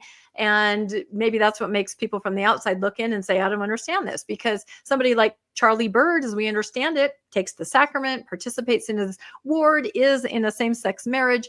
Then you have somebody like David Archuleta, who was sort of the darling of the church until he embraced that lifestyle. His memoir is coming out, I think, in just a couple of weeks, and he's been completely shunned. So it's very interesting to see them embrace these usually celebrity musician type, and then have to just completely distance themselves. But the inconsistencies, yeah, there it is, I think is what causes a lot of confusion for people. What do you think, RFM? I think you both said everything that I could say about it. There it is. Yeah, it was a good article. Yeah, I saw that too. I thought it was. And there's a lot of confusion in the church because there's a lot of people in upper management who have contradictory views on the subject. I think that's stating the obvious. And my sources, which are many and very close to the heart of things, my sources tell me that, this issue is making enemies out of some of the members of the 12 and the 15. Yep, I believe that. And I would guess that the people that are more public facing, the people on the ground, the people that go to wards, meet people, maybe the lower level apostles, general authorities, they're the ones that have an understanding, of people's families and people that, love their kids, love people in that community. And the others who are in their ivory tower, I don't think they see that. I don't know if they know. But yeah, it'll be interesting the next couple of years. That's for sure. So, all right. This next one is my story that I was going to do last week, but then we ran out of time. This has been a couple weeks ago, but it is a church called Singularism, and it's in Provo. And it says, a psychedelic sacrament, a Provo police raid, what counts as a religion? And I almost thought of sharing this under Temple News, because as we all know, the LDS Church uses our LUPA, which is a law, religious land use and institutionalized person law, to say, hey, we're a religion. We get to have this steeple. We get to have these lights on, right? But what happens when another church says, hey, we have some stuff we want to do too, and it's part of our religion? So it is pretty interesting. So Singularism, it's in Provo. It says that they have a tea ceremony. The leader of it puts everybody through a screening process to make sure they fit the criteria to be able to participate. They're called voyagers because they're going on a little bit of a journey. And interestingly, they do not have them give up their other religious. You can be Latter-day Saints. The person who runs it considers himself a Latter-day Saint, but they sort of do this in addition to that, which I think is interesting. So it's kind of been up and running last fall, I think is where it started. Here's a picture of the founder. There you go. And they have employees that are practitioners, and they write down what happens when somebody goes on a voyage, and they consider it their sacred scripture. So they talk to somebody after they've experienced it, and they write down what's happened. And to them, it is scripture. And that's important when you find out what the police seized, right? He showed this reporter in this article. They pour the water. He prepares the mushrooms, the tea ceremony. He's also a former therapist, so he knows what he's doing. Okay, so this church is going along, I think, for a couple months. And then suddenly in November, the Provo police came in. They took all of their sacrament, right? That would be their mushrooms. And not only that, but they took their sacred scripture. They took the binder of people's experiences. Exactly. So, yeah, very interesting. Yeah, here it is where it talks about, different things that go into the sacred scripture that they have. So it really brings up the point, the question, what makes a legitimate religion, right? And I think we can all go round and round on this. I mean, the LDS Church claims they've got to be able to have a steeple. They really can't do the things they need to do inside the temple without that steeple. Singularism says we've got to have our sacrament and we need our scripture book because we wrote down everybody's experience. Any thoughts so far about this religion and what happened? Yeah, there's a huge difference. The Mormons are the Latter-day Saints, not the Latter Saint Days. Oh, okay. There it is. Well, sometimes you get mixed up, I guess. So I thought this was interesting. This was in the Deseret News because they reported on this, right? And it says religious freedom protections. In 2024, Utah lawmakers passed a state-level Religious Freedom Restoration Act. This is similar to our LUPA, but it's on a state level. Many states have this, right? And they passed it in Utah, right? I think kind of to protect the LDS Church, that gives Utahns more power to challenge government actions that interfere with their religious beliefs. In a world that's increasingly hostile to religion, these amendments are an important expression of Utah's long-established commitment to religious freedom, right? This is all back in 2024. So this bill, the SB 150, was signed into law, and 8 months later, the Singularism cited the law in a case that is now testing the limits of that long-established commitment to asking whether religious freedom protections extend to a new faith group using psychedelic mushrooms in its ceremony. So the raid happened. The founder was arrested. He's in trouble. They took their sacrament. They took their binder. And now the people who were arrested, they've gone to court. They've said that was wrong. That was not correct. New faith group that uses psychedelic mushrooms lands legal win under religious freedom law. So this is what happened, which is very interesting. So they go to court and you can maybe even talk on this, RFM. What do you think they would be complaining about based on what this says? Our LUPA should protect them. Yeah, exactly. Or the Utah version. That's right. Hey, we're a religion. We have a sacred scripture. We have sacred sacrament, and the police broke in. You have to prefer us. Yeah, exactly. That's exactly right. So the complainant says that Singularum and the faith group nonprofit arm, Psychic Healing and Bridging LLC, they utilize the sacrament tea to access the divine, to open spiritual pathways and alleviate human suffering by weaving together centuries of all kinds of practices. And this is their approach to mental health clinicians. So the court documents say that law enforcement searched their spiritual center, seized their items like the sacrament used in the ceremonies, and they also threatened the landlord that they have to kick them out. So, I mean, this is a church, right? They're threatening the landlord. Isn't it? Psilocybin.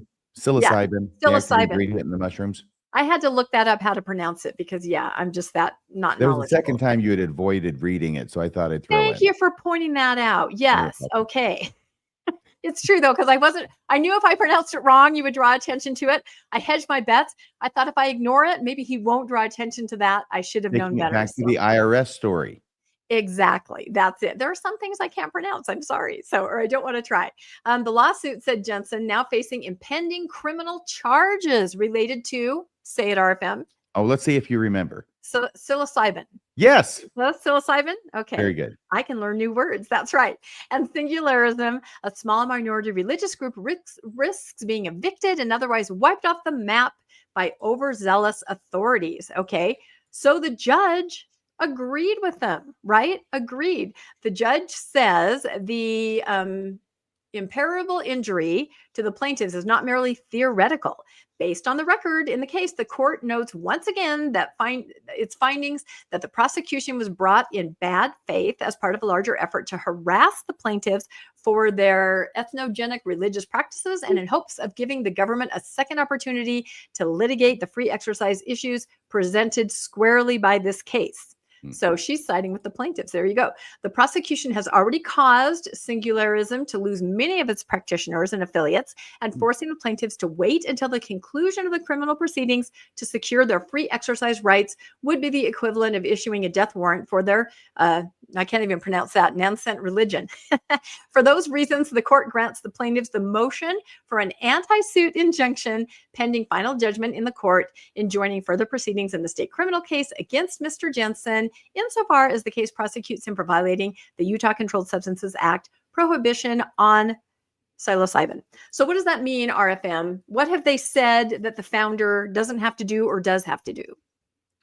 I'm sorry. I lost track of what you were reading. Oh my Let me see, gosh. about halfway through. There were extenuating circumstances, and you don't want me to go into them, believe me. Exactly. For these reasons, the court grants plaintiffs motion for an anti-suit junction pending.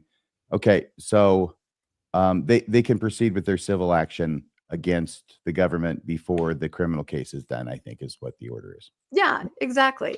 They're saying that what they did raiding it and then prosecuting them was not right because they are protected under that new law in Utah. I think that that's not necessary for the order, but I think that, I'm so sorry, it's a lawyer thing. It is the lawyer I don't thing. know that that's the holding, but because that's what the trial is going to be about. This is simply about whether it can proceed to trial while the criminal charge is going on. But I think that from what the judge said, it might sound like she's leaning in that direction, though I don't know how the jury will feel. Can I pipe in here for just a second? There, yes, please, Bill. I know of a couple who were selling psychedelic substances. They had a menu that they would send to people, and people could place orders, and they were claiming that it was a religion and they couldn't get in any trouble, and they ended up getting in tons of trouble.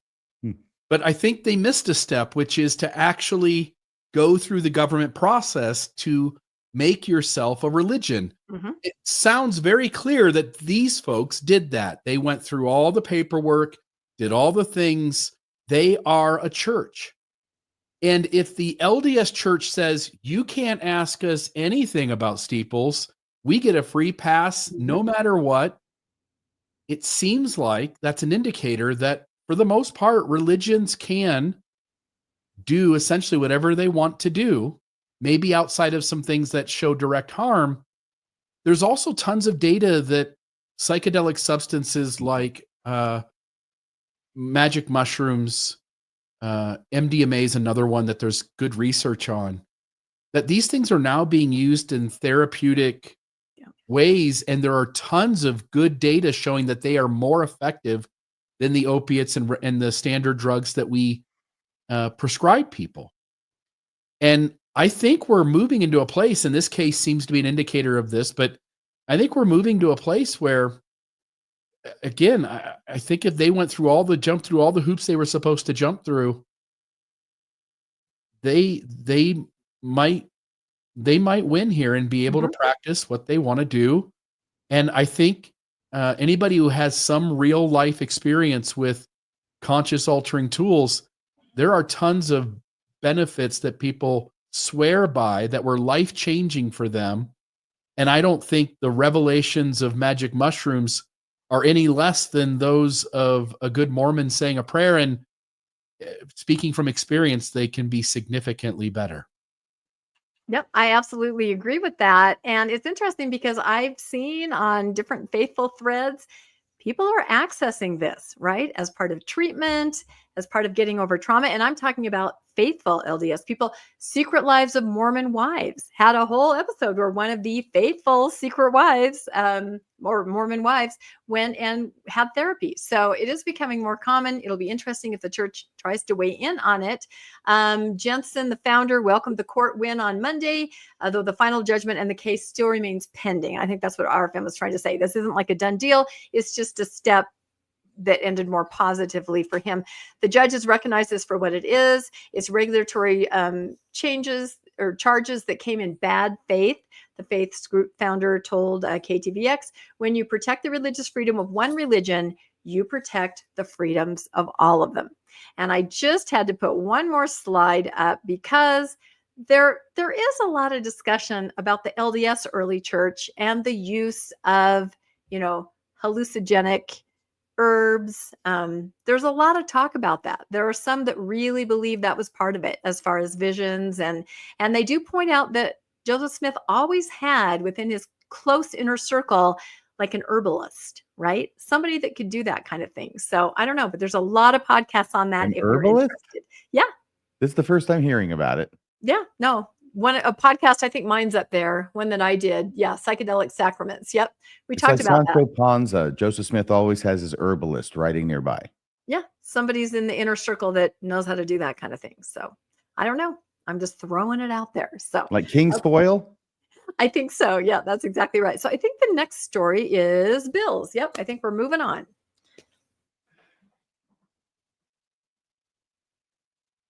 All right. So up here now, Salt Lake Tribune posted this article, and there was also an editorial. I'll skip to the next page. I'll read these. I'll go back here. But Gordon Monson also wrote an article on the same topic. And so we'll delve into both of these briefly.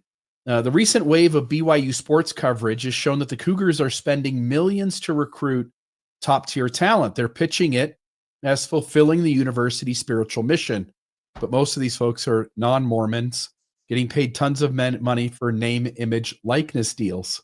And so while some see BYU's deep-pocketed NIL or name, image, likeness deals and athletic investments as enabling faith-driven excellence, some in the media are slowly raising a voice of concern over the disconnect between money-fueled ambitions and declared values. On the one hand, BYU coaches and administrators unabashedly tout their capacity to spend, citing placement among the top 3 deepest pocketed basketball programs nationwide.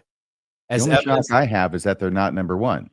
Yeah, well, they're somewhere in the top 3. I don't know which one they are, but probably third since they limited that number to 3. Basketball programs nationwide as evidence that the school can both win big and remain true to LDS principles. Players like Baylor transfer Rob Wright III, Richie Saunders, and don't forget our good friend AJ Dybansta, walking away with hefty name, image, likeness paydays, reinforcing Provost's status as a serious spender. Yet this flashy spending spree hasn't escaped criticism. Columnist Gordon Monson delivers a sharp retort, invoking the biblical admonition to avoid the appearance of evil. That's his quote, not ours. He argues that BYU is trying to look virtuous while chasing athletic fame, raising the question, is it really possible to live out the church's values when your lineup is essentially bought in? Again, these are all essentially non-Mormons. There are some Mormons too, but a lot of non-Mormons paid lots of money to create a winning program at BYU, both in its basketball as well as other sports such as football. We just saw that, and we'll see that here in a second. That tension speaks volumes. BYU is pushing hard to elevate its athletic profile and betting big in the process. But for many, the real test isn't just wins and rankings. It's whether the pursuit of sporting glory can be reconciled with the moral and spiritual identity the university claims to hold dear. And in the case of recent exiled quarterback Jake Retzlaff, this conflict of interest is bound to take center stage more often now with all this cold, hard cash involved. It really is an interesting thing, you guys, because one is that the church, its school, its boosters can afford to pay more to athletes than the other schools can offer. So then these students come to BYU and they're not Mormon, but they have to agree to all of these rules and policies, the BYU honor code. And like Jake Retzlaff, I think we're going to see things happen from time to time. And the church is going to have to constantly make some sort of decisions between it having paid people big money to create a winning program and in Jake Retzlaff's situation, having to suspend him having to look elsewhere, and the church having to figure out whether this whole setup works well for a religious school that has really hard and fast religious rules that every athlete has to commit to and abide by, at least don't get caught. Your guys' thoughts? I think it's a perfect storm. And we've said this over and over. It is going to happen over and over. And Jake is just the tip of the iceberg. When I was in college at BYU, the athletes had special treatment. There's no question about that. I'd be at parties where they would call a phone call, athletes go home. You know what I mean? Because somebody in RA or somebody was going to come check and whatever was happening. So definitely special treatment. I really do question how these athletes are recruited. Do they really understand? I think the fact that this happened to Jake, maybe now they're starting to understand, is it worth all the money? I mean, it is. I just want to know how they're being recruited and what they're told. Are they being told, that's wiggle room, or do they really understand all the things that a normal kid that age would be doing, without any penalty? There's nothing wrong with it. Is going to get you in so much trouble, like Jake. I don't know. I think it's going to happen more and more, and we'll report on it here, right? Bill, I didn't like the NIL idea when you first explained it to me, and I'm not sure that it's getting any better. I think it's going down what is a very predictable path, and I think it's not making college sports any better.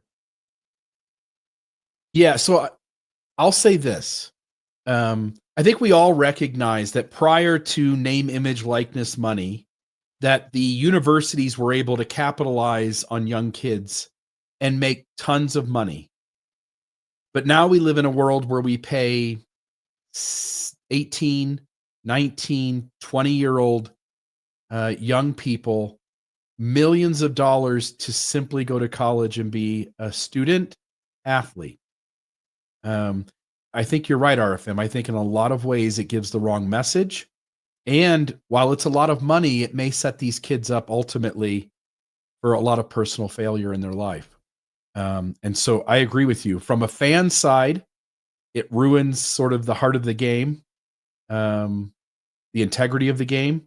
And I think from the athlete side, getting that much money that early in life sets them up for a lot of hard moments as well. Yep, you can buy any victory in this world with money. And I think people look at and I think they're going to start to see how much money. It's a way to reveal how much freaking money the LDS Church has. Now, I know it's not the church paying these athletes. I know, how NIL works, but they're just going to see it as kind of takes all the fun out of it. How would we know if the church were paying these athletes? That's the thing. We do not. I mean, we do know how, it works with the, booster corporation and the money. But yeah, of course, I think it's kind of all tied together in a way. So, because we know that the church can say, hey, we need some funding here, and it's always available. We have many, many examples of that. Prop 8, if they need the funding, they can get it. If the church is completely uninvolved, how does BYU have the top 3 deepest pockets to pay athletes? Yeah, very wealthy alumnus who will do anything. Wouldn't Harvard or Yale, wouldn't they have deeper pockets? Yeah. I don't know. Stanford? Yeah. And whose pockets are we talking about anyway? I think they're all the same pocket. Yeah. That doesn't sound like, third party pockets. Yeah. Because how would you measure those for a ranking? No. Well, the BYU football team is the biggest missionary tool they have, right? That's what they say. And basketball. Absolutely. Everybody Now, wants to join the church because of those Cougars. yeah, I think so. It used to be Donny Osmond, Donnie Marie, right? Now it's sports. It's not really sports, is it? I think it is. It's not Donnie and Marie. No, I don't it's not think people are joining the church because of the Cougars. I don't think so. I don't think so Marie's either. kind of a Cougar Right. now. Yeah. This was a funny story. My co-host Landon took his son out to play miniature golf, and he was looking. The miniature golf was right next to the motion picture studio, and my co-host Landon said to his son, "Hey, that's where Donnie and Marie used to film." And his son, 20-ish, "Who's Donnie Marie?" And he's like, "What? What kind of Mormon kid doesn't know who Donnie and Marie Osmond are?" And he goes, "Oh, didn't one of them die recently? Ozzy Osmond." I know. So my story actually piggybacks right on this. And I actually have a quote from the article that Bill shared. There you go. So, of course, we can't forget Ryder Lyons, right? We've talked about him several times. I've done several stories on him. He is the 5-star quarterback that announced he was going to go on a 1-year mission. And it was reported in the media, and we couldn't believe it. And it opened this whole Pandora's box of me looking into all the other athletes that were kind of a little wiggly on how they served on their mission and what they did. So this says, this is from the same article that Bill was reading from. 5-star quarterback Ryder Lyons chooses the Cougars over powerhouse USC and Oregon. The teenager who is about to serve a 1-year mission, there it is again in print for those of you that call me a liar, which a lot of people do, and I don't take it personally. I know this is hard to hear. 1-year mission for his church will reportedly make $3 million before even playing a snap. So he gets the money. He's on his mission. He's going to make $3 million. He's the $3 million missionary. He's the $3 million missionary. This is pretty incredible. I'm going to be very interested to see where he goes. I think we predicted where are those kind of designer missions, like England, I think Salt Lake Temple, or the Netherlands, or something like that. Keep So them close, anyway, keep them safe. exactly. So I've He's seen. not going to Mexico City. Oh no, especially not Mexico City No. West. No, or the Philippines. is not in his future. Yeah, no, No. he's not going anywhere. He could be injured or catch a parasite, anything like that. He's going somewhere special, or he can be an example and an influence.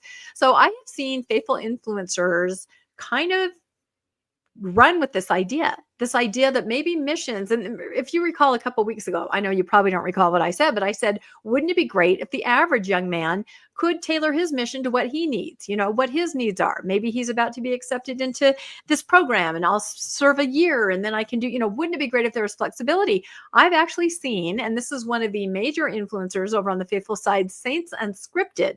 And I feel like maybe the church is kind of floating these ideas down through the channels. But this is Bachelor, and he is Saints Unscripted. Make Missions Shorter is the name of this little segment that he did. And the blurb says, serving a full-time mission can be one of the most rewarding experiences in a young person's life. In this video, we share well, yes. In this video, we share the lifelong benefits of missionary service, but what if it could be more? I think this is word for word what I said a month or so ago. What if it could be more? By creating flexible and tailored opportunities. I swear this is word for word what I said. I'm going to have to run it back.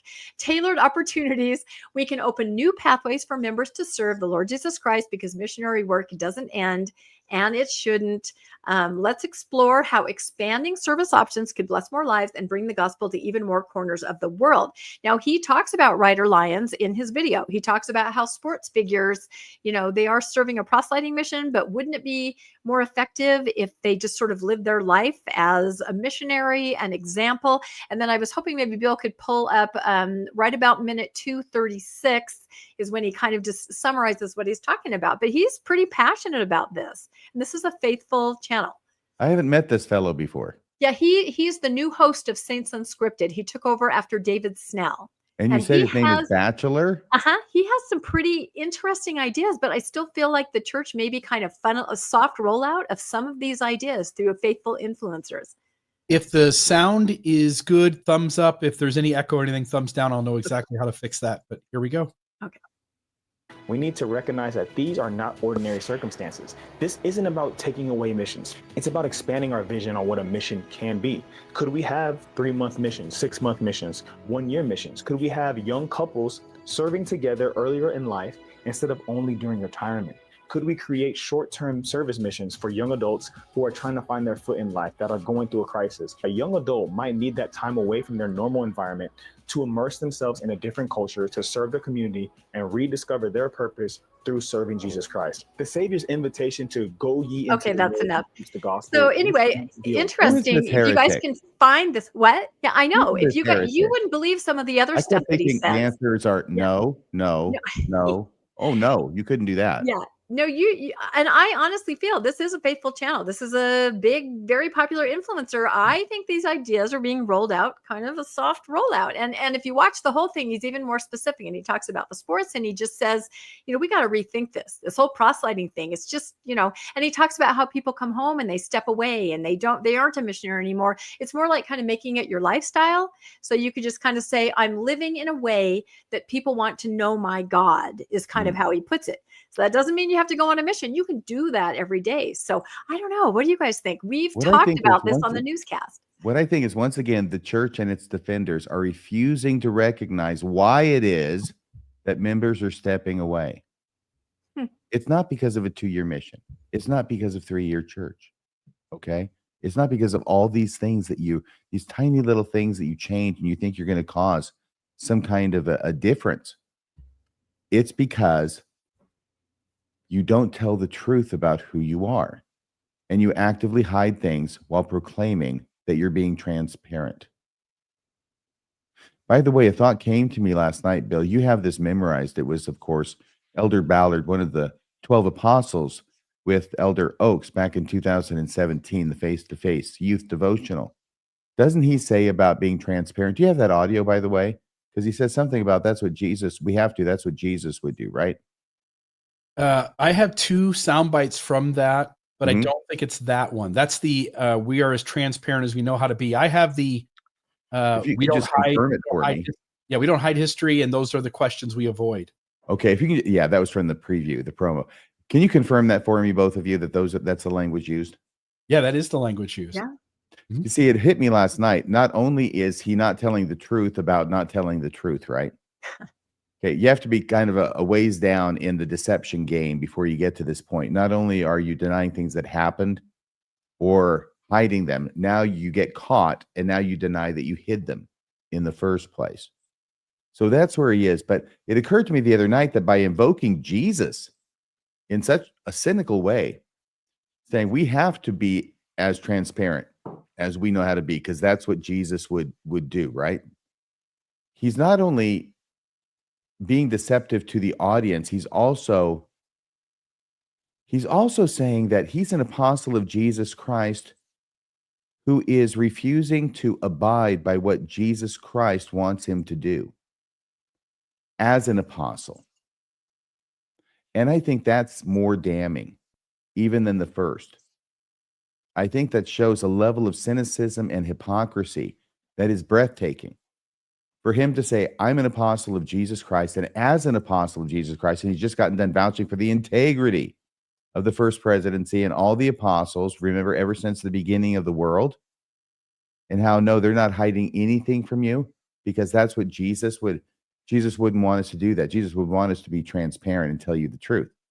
Yeah, he is out and out admitting at this point that he is against Jesus, at least in this regard, and intentionally so.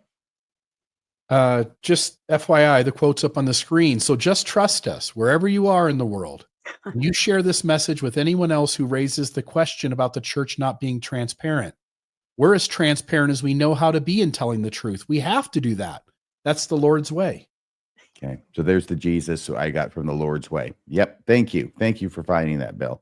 You're welcome. That's the Lord's way. Well, he is not following the Lord's way. And what do you do with an apostle who doesn't follow the Lord's way? It's like, how do you solve a problem like Maria? Yeah. There's been no attempt on the part in any way of the church leaders trying to hide anything from anybody. And then after this, remember that 1886 Visitation just came out recently. We're still keeping the Clayton journals in the vault. Yeah, apparently that was being hid at the time he was saying this. Yeah. In 2017, as well as all the shenanigans going on with the stock market and the dummy companies.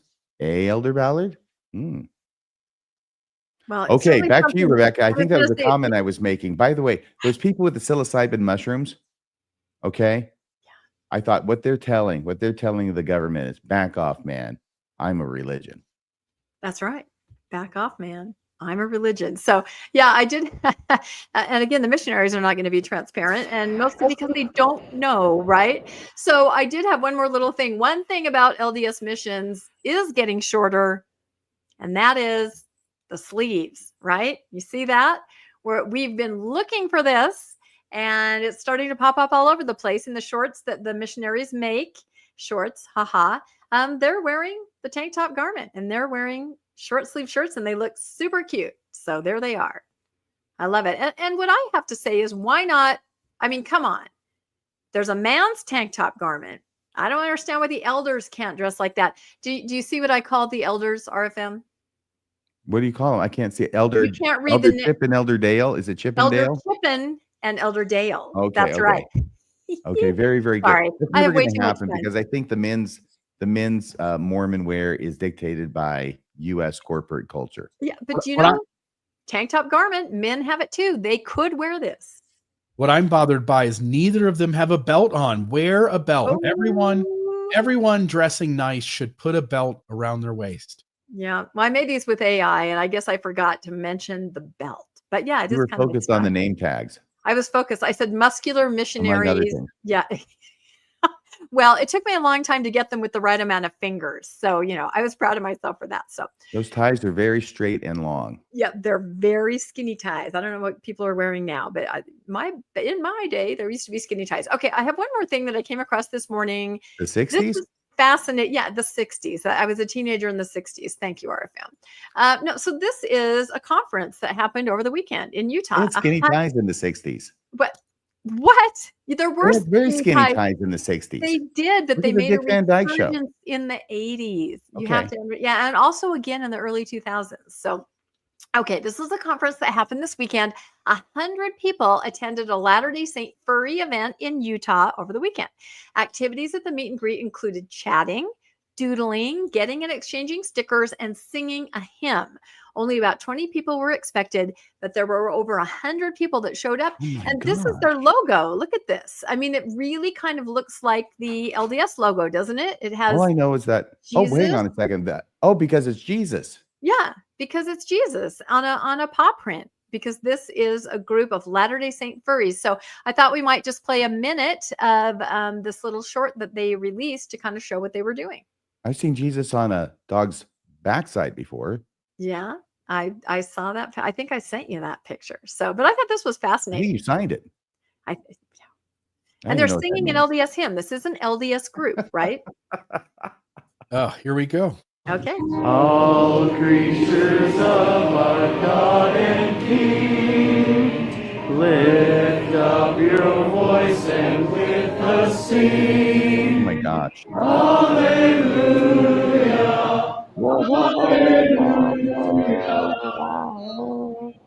That's probably all we have to show. But they look like they're having an incredible time, and they're How gathered could with you tell? people I don't see any because tails they're wagging. smiling. Oh my gosh, stop.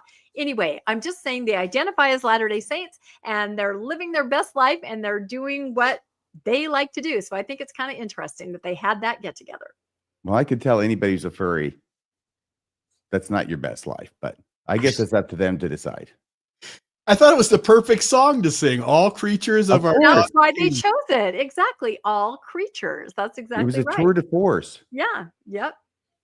Uh, No, so I don't know. But I just thought that was fascinating. It was funny because I was like, I always end the newscast with something kind of different. I haven't Yes, you found do. anything this month or this week, and then all of a sudden this pops on my feed. I'm like, this is probably one of the more different things that I've ever come across. So All right. Whenever I'm at a furry conference, the one thing I always try and make sure I do is keep the lid on my large vanilla milkshake.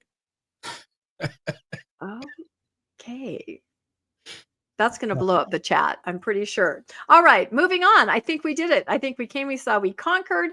We will talk about what we have coming up next this week. I bet you're going to talk first. I am going to talk first because I'm next. Holy I'm on Toledo, Tuesday. that's a so- scary thumb. I'm I know, sorry. isn't that? I made that and it was woke me up. terrifying. I know, but it's a great topic. There's an author, his name is Dane Campbell, and he's written a book called Growing Up with Satan, which basically talks about the influence on most Latter-day Saint kids of the devil, right? We're raised with it.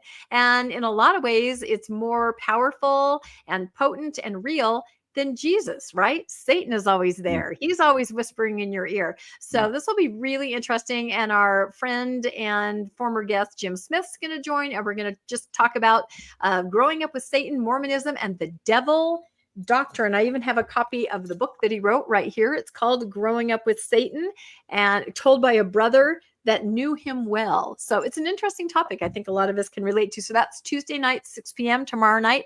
And then one more quick little plug, my good book club, of course, in September 14th, we're having Laura Lee Hall on. She's going to be there virtually. Anybody can log in. You can talk to her. We're going to talk about her book. And if you want more info on that, just message me and you can come be part of a good book club meeting because she's amazing. And we're going to have a great conversation on the 14th. If you have not read this, I'm putting on my librarian hat. Pick it up and read it. It's an awesome book. So that's me. Let's talk about you guys. I'm seeing if I can put in any slides. Are any of these working? I'm trying to push these can't buttons help over you here then. on the. Hello. Yeah. Hello. Yes, sir. Do any of these work? I'm not sure if any of these. Whoa! Almost blew my brains out on I don't know what national you're TV. doing. I don't know. What There's a do you huge guys have beep. going You heard on the huge this beep? week? I heard a giant beep. Are you okay? Yeah, I just wanted there to. we I go. just want to There hit we one of these things so my voice would be deep and I could say, "Your mother cooks socks in hell."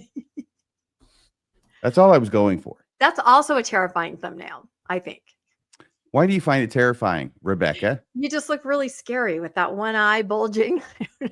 That's my Popeye look. So anyway, this is what went up on Saturday, RFM Masonry, and it's called The Trouble with Temples. I thought you'd appreciate that, Rebecca. Oh, yeah. I did it for you. Thank you. So anyway, I'm joined once again by my co-host, co-counsel, Colby Reddish. And funny because his name starts with CO as well, or KO in his case. Colby Reddish. And we go over chapter 10 in the Light on Truth letter. And this is like 3 hours and 20 minutes. And we just do a great knock it out of the park discussion about Masonry and the Mormon temple, Joseph Smith's exposure to it, how it shows up, and how it is all over the place in the Mormon temple. In fact, it's overwhelming. When I got done with the research and presenting it, I'm sitting there saying, there may be one thing in the LDS temple as far as everything that's symbolic that goes on in there, whether it's clothing, whether it's the handshakes or the signs or the tokens or the penalties or the 5 points or the stuff that's on the outside as well, the Salt Lake Temple and the Nauvoo Temple. There may be one thing that is not obviously derived from Masonry. One. So it's a really good review if you already know it, and it's a fascinating study if you don't. That's about RFM. So go watch that. What it's set up to is about 13,000 now, Bill, which is pretty good for me. Over 13,000. Wow. Yeah. Well, that's already out. That's already there. Okay. Yeah, it's been 2 days since Awesome. that was out just Yep. now. And then this on Wednesday. Yeah, this Wednesday. This was you were originally going to do this as a solo episode, but this will actually become a Mormonism Live episode. Tell us about that one, RFM. Okay, on Wednesday night, greetings from Sunstone. That's a great thumbnail you came up with there. I love that. It was your concept and my artistic detail. Yes. And we may have to have 2 more faces on there because it's going to be you, because it's going to be Mormonism Live, and John DeLynn, who's going to be joining us to recapitulate a talk that he gave at Sunstone titled The First 50 Years of Sunstone. And the reason for that is I'll throw in a few things, but between the time that I had this idea and asked Bill to do it and he did it, I ended up not doing it because I was feeling so bad when I got back from Utah for a week. Okay. Plus the fact that I told a lot of my stories for Sunstone when we were riffing and tap dancing for half an hour last Wednesday. Remember when Lauren Matthias had that minor medical emergency and couldn't be here at the beginning. So I kind of, blew everything right there. But we've got John DeLynn. Yes, that John DeLynn coming to join us and share his thoughts about the last and first 50 years of Sunstone. Yeah. So that'll be Wednesday night. And then Friday night will be Mormonism After Darks, 8 p.m. As usual, last week's I thought was phenomenal. So this week will be great. And we're excited to see everybody for that show as well. That one's a little more off the cuff, a little more laid back, a little more humor, maybe a little more snarkiness too. Yeah, it's going to be great. But we're throwing all this back to you, Rebecca, to close out the show and take us home. That's right. That is a power-packed week. I mean, there's literally something almost every single night. So that's awesome. Well, thank you, everybody, for joining us for these 2 hours for the Mormon Newscast. And thank you, RFM. And thank you, Bill, for co-hosting with me. And we will see everybody again, same time, same day, next Monday, 6 p.m. Mountain Time for more news. We can't even imagine what's going to happen this week. It's going to be big, I'm sure. We'll see you next time, everybody. Bye-bye. That's a wrap for this week's edition of the Mormon Newscast. We appreciate you tuning in and sharing this time with us. Keep the conversation going and stay informed on all things Mormonism. Until next week, wishing you peace and joy. See you next Monday at 6 p.m. on the Mormon Newscast.